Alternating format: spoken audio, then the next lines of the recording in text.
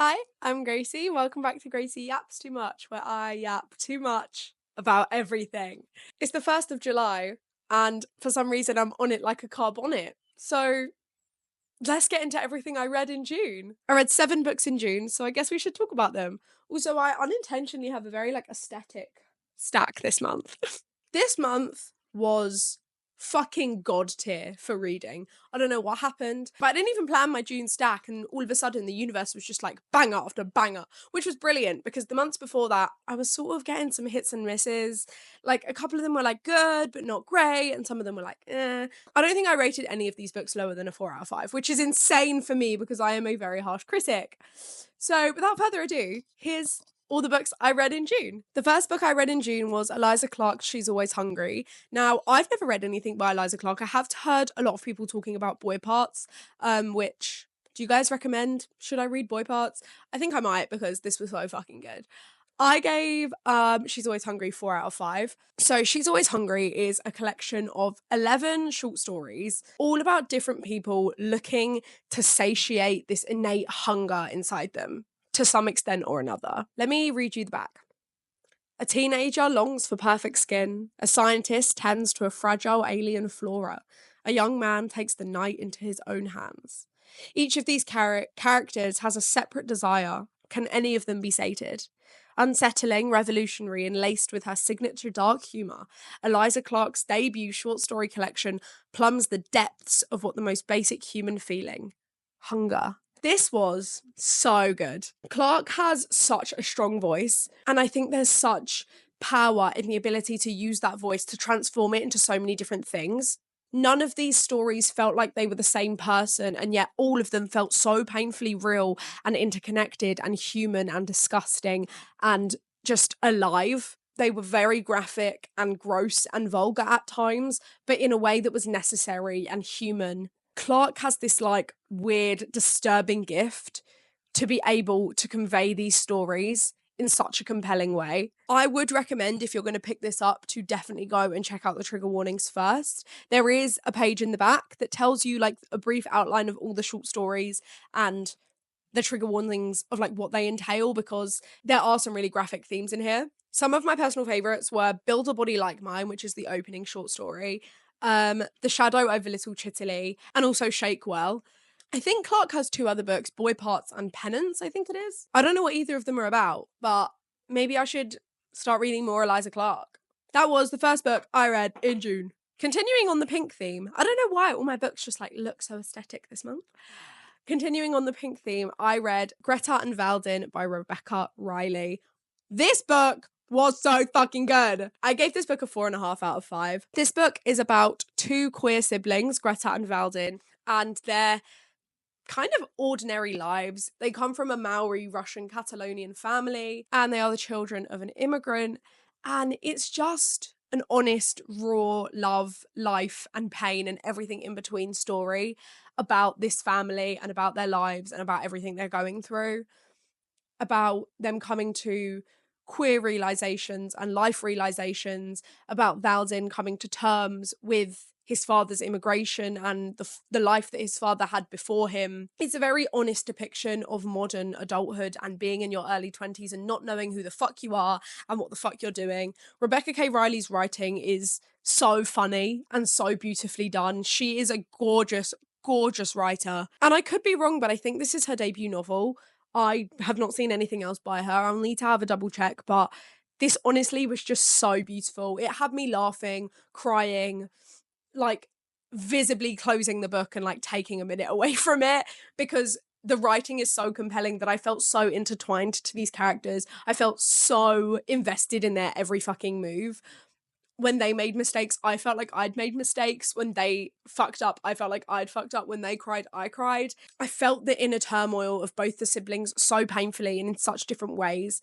This book has such a beautiful, real, honest, painful description of mental health, of underlying mental health conditions that maybe you're not quite ready to admit or not quite ready to seek help for, and how that manifests into people's lives. It was like I was inside these people's heads. It was like I was a part of their family. It was such a beautiful, beautiful read. I need to be inside Rebecca K. Riley's mind for like 2 weeks. I need to take holiday. I need to take a nice beach towel. I need to sip some mojitos inside this woman's brain, because this was so good. It was such a bold declaration of life just packed into these pages. And it felt really authentic and real. None of the queerness, none of the mental health, none of it felt like it was being written to tick a box. It all felt like it was being written because it was honest and real people's journeys. And it was just beautiful and I loved it. I need an advanced copy of every single thing this woman's ever going to write. I'd actually pay good money just for like a few scraps of paper that are sitting in our house right now, even if there's nothing on them. I need to be close to this woman because this was fucking amazing. Shock horror. The next book I read was also pink. Like, I really don't know what happened this month. All the books I read were pink. I don't know. It's Pride Month. Forget it. Anyway, the next book I read in June was Piglet by Lottie Hazel. I don't know what I was expecting when I picked up this book, but it wasn't this. And I was so beautifully, painfully, horribly surprised. I feel like the only way to convey the story of this is to read you the blurb, because it's a lot.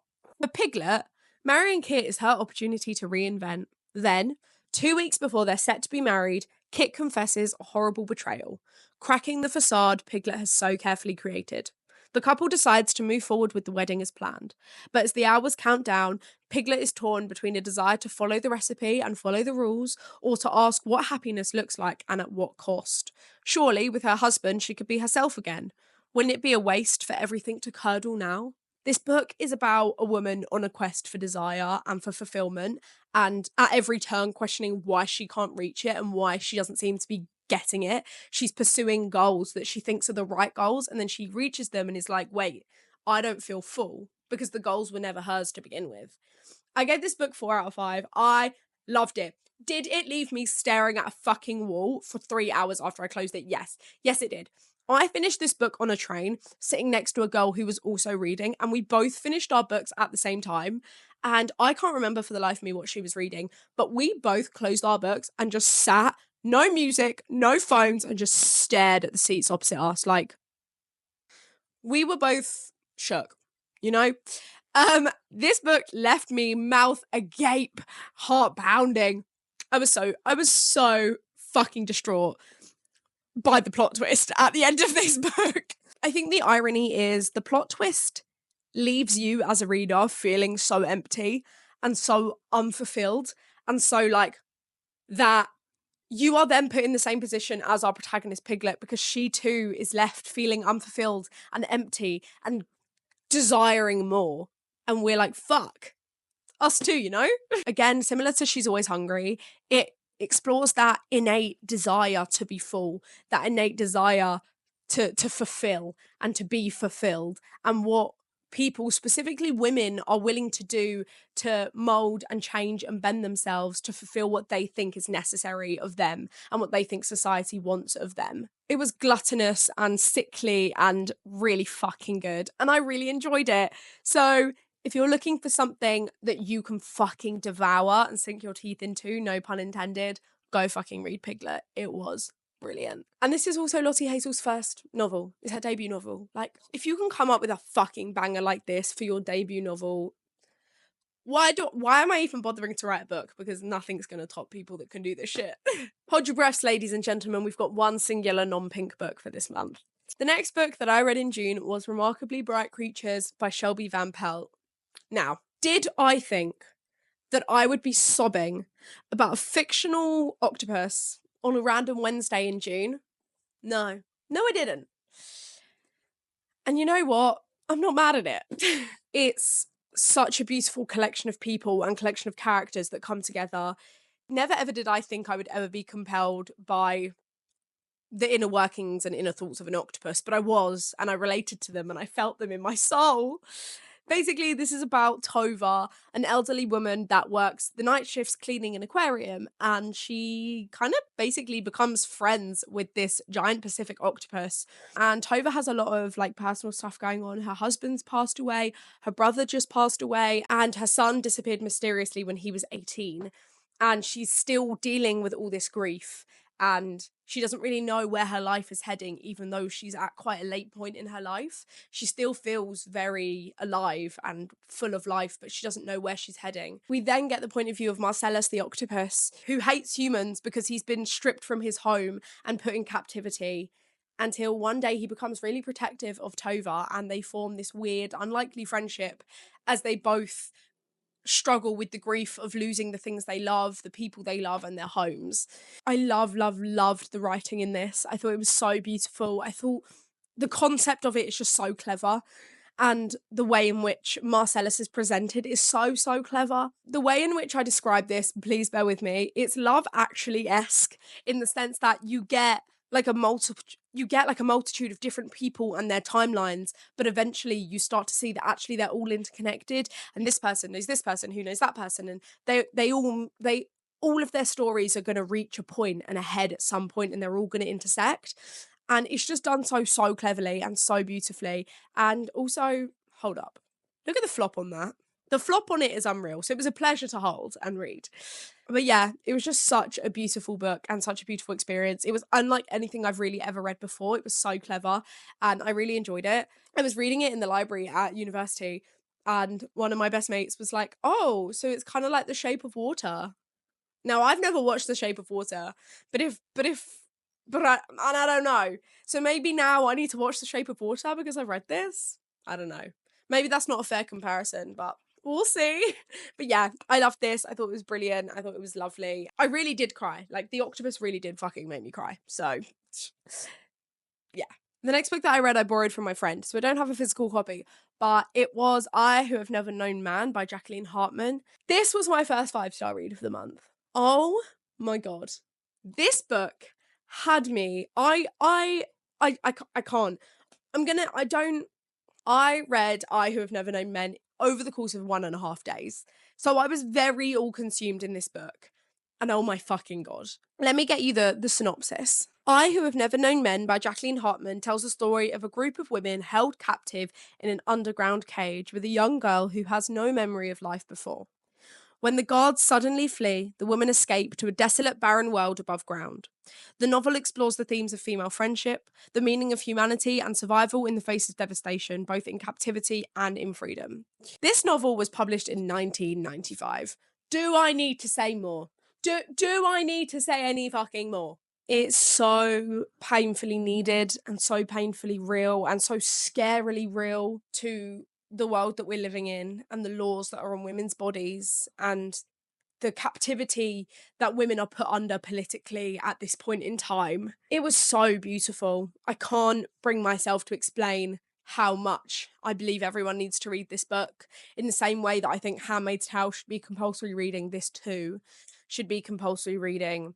It was written 30 fucking years ago and it's still as relevant today as it was then, and it probably will be relevant for a very long fucking time. The protagonist is written with such will and desire and passion and power, and yet ultimately she knows nothing. She has never had anything and will never know anything, and she exists solely within her own mind. The prose are very simple, but also very complex and beautiful. In their language, they're not overly frivolous and it's not overly complex to understand the actual text, but every sentence held so much weight. I was literally having to close the book and take deep breaths and literally go and take water breaks and touch grass because of how this book had me in a fucking chokehold. It had me around the fucking neck and didn't want to let go, and I didn't want to let it. It entered the literary canon the second that Jacqueline Hartman put that pen to paper, and more people need to be talking about this book all the time.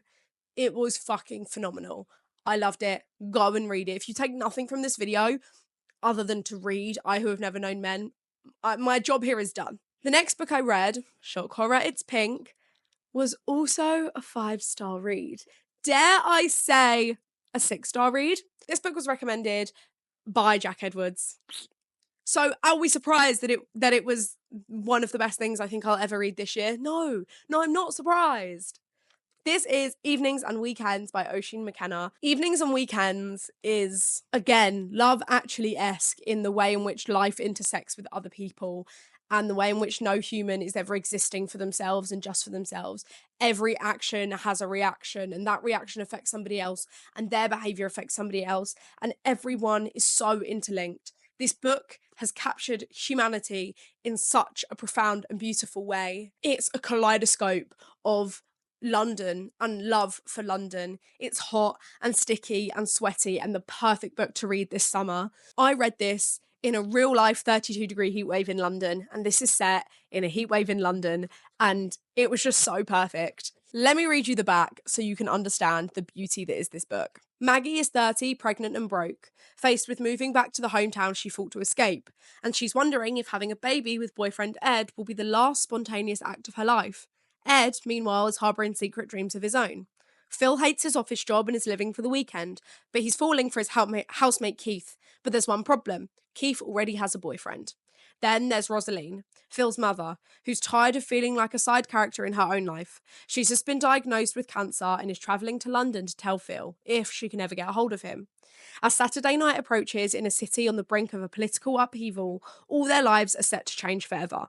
It's the hottest summer on record, and the weekend is about to begin.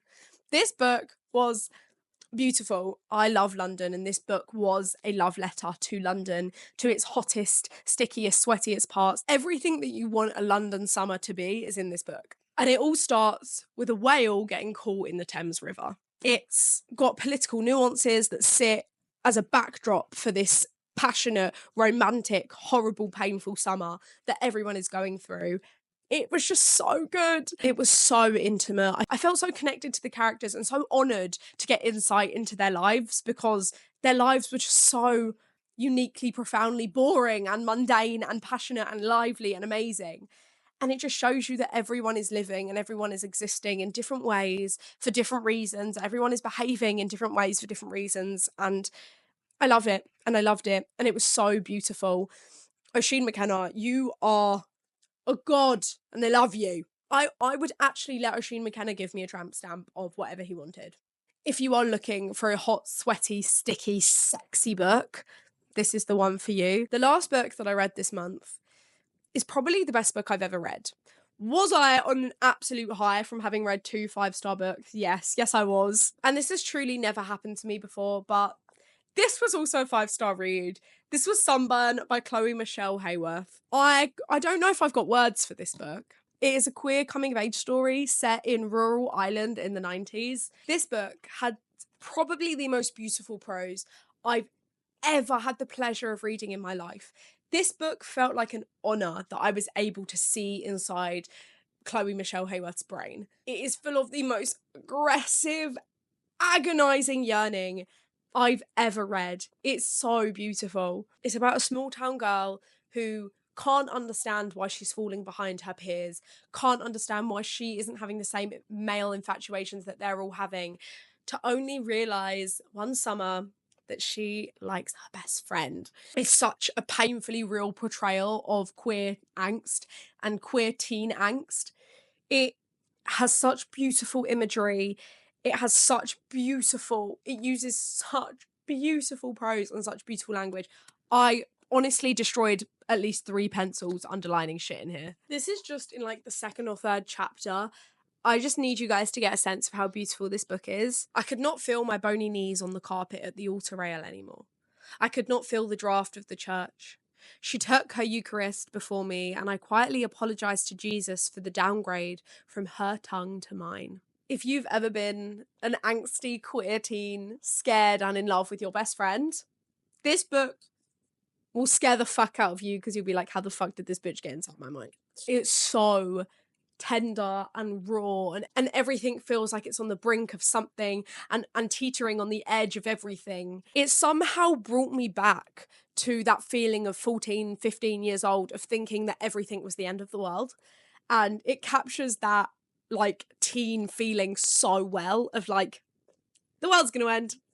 I've made a fool of myself in front of one person and the world's going to end. It was truly, truly a pleasure and a beauty. And oh, it was such a gorgeous, gorgeous book. Chloe, bitch, I don't know how you got inside my 13-year-old diary, and I don't know how you turned it into some beautiful prose, because I assure you my 13-year-old diary is nothing like this. It explores everything that it feels like to be a teen girl and have this angst of never being good enough and never being whole enough, and this fear of needing to leave your hometown and break free and be something more, but never knowing who you are without this tiny small town, so feeling as though you have nowhere else to go, the pressures of God and the pressures of family and the pressures of religion, and all of that coming to a head and discovering who you are.